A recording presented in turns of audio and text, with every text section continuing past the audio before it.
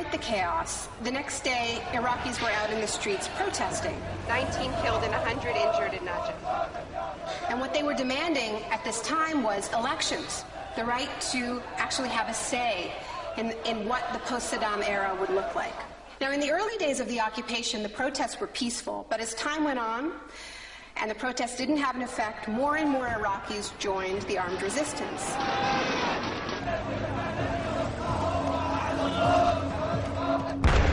The violence spun out of control.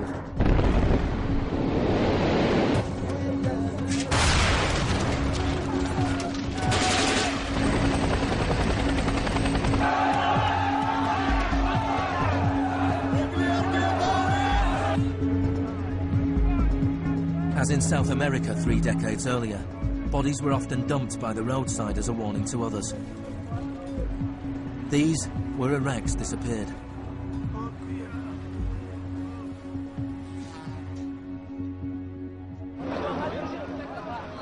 Extremely aggressive measures were needed to suppress the opposition.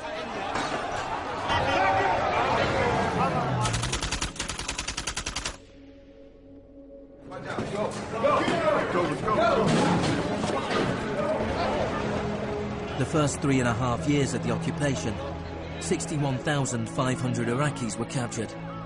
By spring 2007, 19,000 remained in custody. In prison, they were interrogated using techniques that could be traced to those devised by the CIA from Ewan Cameron's experiments in the 50s.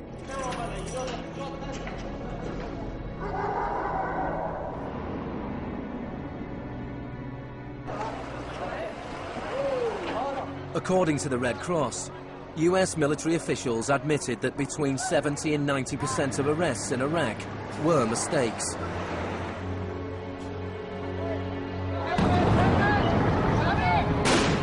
The chaos in Iraq seems like a defeat for shock therapy. But in Iraq, disaster capitalism moved on. Now the disaster itself provided the opportunity for profit.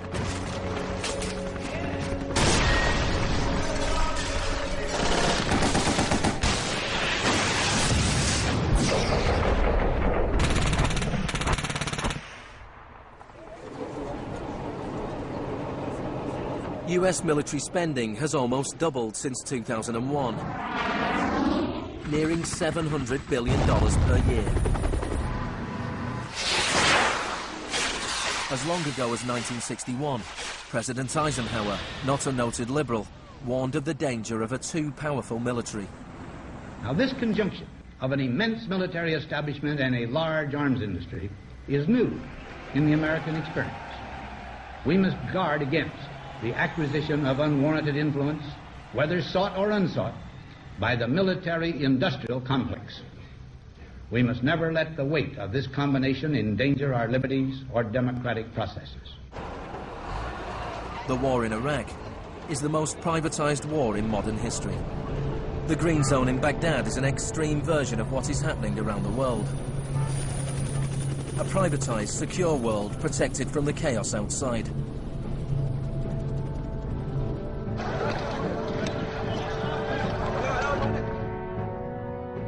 In 1991, in the First Gulf War, for every 100 soldiers, there was one military contractor. In 2003, at the beginning of the war in Iraq, for every 100 soldiers, there were 10 contractors. By 2006, for every 100 soldiers, there were 33 contractors. A year later, for every 100 soldiers, there were 70 contractors. By July 2007, there were more contractors than soldiers in Iraq. This was going beyond what even Milton Friedman had dared to hope.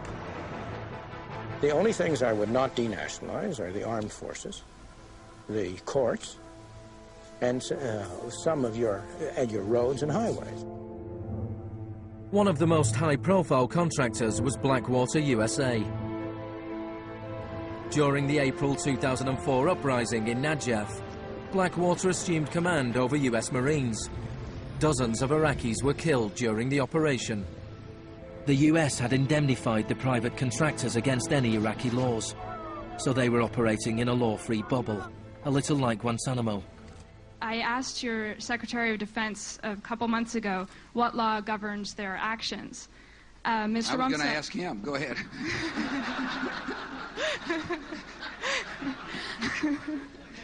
Help. Well, I was hoping...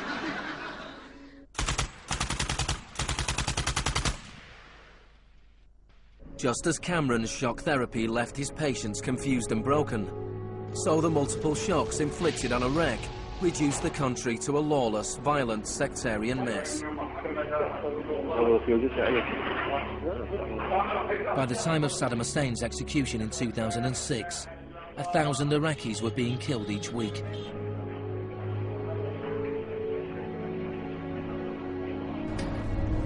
By April 2007, the United Nations High Commission for Refugees estimated 4 million people had had to leave their homes. Hundreds of thousands of Iraqis had died. I think the historians will write very clearly that we did a great and noble thing here.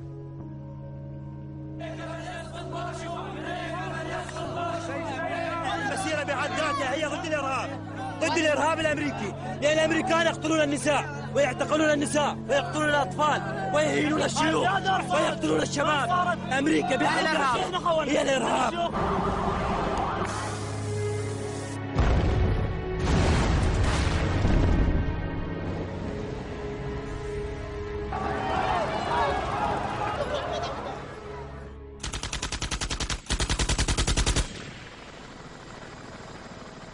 When Hurricane Katrina hit New Orleans in August 2005, the world was shocked to witness a sort of disaster apartheid. The economically secure drove out of town, while tens of thousands of the vulnerable were stranded with little or no help from the state. I went to New Orleans while the city was still underwater, and what I saw was that what I had witnessed in Iraq was repeating, not in the aftermath of a war, but in the aftermath of a tremendous natural disaster. Milton Friedman died in 2006. His very last piece of public policy recommendation was an op-ed he wrote for the Wall Street Journal 3 months after Katrina. He said, most New Orleans schools are in ruins, as are the homes of children who have attended them. The children are now scattered all over the country. This is a tragedy. It is also an opportunity to radically reform the education system. He was advocating the wholesale privatization of the school system of this city. It was his sort of swan song.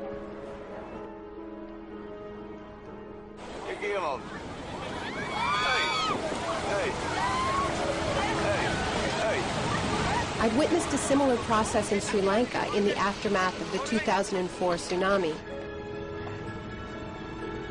People who lived on the beaches for generations were prevented from returning so that the land could be privatized and sold off to luxury hotels.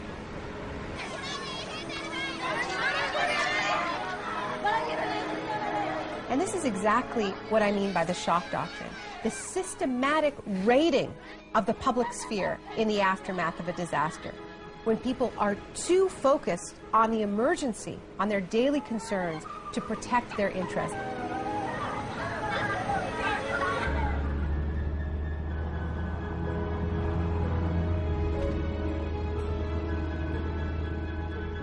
Maybe the first act of resistance is to refuse to allow our collective memory to be wiped. In 2008, Naomi Klein visited Villa Grimaldi with Isabel Morel, the widow of Orlando Letelier. Villa Grimaldi is a memorial to the cruelty of the Pinochet regime and to its eventual defeat. Villa Grimaldi fue el principal centro de tortura mientras se buscaba implementar la política de shock económico. Esta es la que tú señalas en el libro como las casas de uno por uno donde estaban los detenidos en Villa Grimaldi. It's not that I loved Pinochet, but I think that he was our teacher in many things. We learn about evil.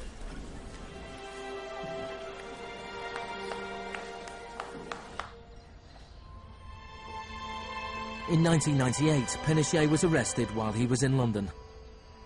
His old ally, Margaret Thatcher, stood by his side. I know how much we owe to you